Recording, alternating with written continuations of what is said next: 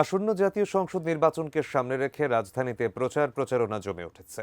শনিবার সকাল থেকেই ব্যস্ত সময় কাটাচ্ছেন বিভিন্ন রাজনৈতিক দলের প্রার্থীরা। নগরীর ব্যস্ত সড়ক, মার্কেট আর আবাসিক এলাকায় ছুটে বেড়াচ্ছেন। নানা প্রতিশ্রুতি আর অঙ্গীকারের মধ্য দিয়ে ভোটারদের মন জয়ের চেষ্টা করছেন তারা। বিস্তারিত শেখর আজাদের রিপোর্টে। লিফলেট বিতরণ আর পথসভা আয়োজনের মধ্যে দিয়ে চলছে প্রার্থীদের ভোটের প্রচার।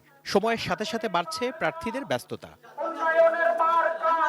শনিবার সকালে নিজের সংসদীয় আসন ঢাকা 11 এর ভাটারা এলাকায় নির্বাচনী গণসংযোগ করেন এনসিপির আহ্বায়ক নাহিদ ইসলাম। এ সময় তিনি অভিযোগ করেন, বিভিন্ন এলাকায় ভোটারদের মধ্যে ভয়ের পরিবেশ তৈরি করা হচ্ছে। আমাদের কর্মী সমর্থকদেরকে আসসালামু আলাইকুম বিভিন্ন জায়গায় এটা থ্রেট করা হচ্ছে যে নির্বাচনের পরে তাদেরকে দেখে নেওয়া হবে বা শাপলাগুলির পক্ষে থাকলে। তো এইটা আসলে আমরা সবসময় শুনে আসছি বাংলাদেশের নির্বাচনে এটা হয়। আমাদের তো আশা প্রত্যাশা যে এবার এটা হবে না। ভোট যাকেই দিক না কেন অ্যাটলিস্ট যাতে 12 ফেব্রুয়ারি ভোট কেন্দ্রে আসে এবং গণভোটে হ্যাঁর পক্ষে দেয়। কোয়ালিটি সম্পন্ন আন্তর্জাতিক মানের still bar CSRM, committed for better still.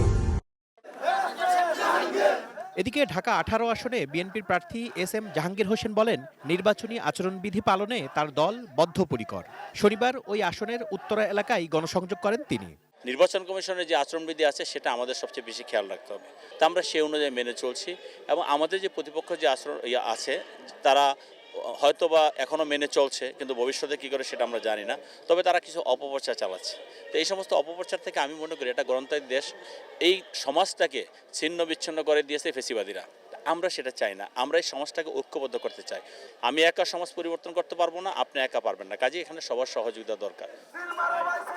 Shekhar Azad, ATN news, Dhaka.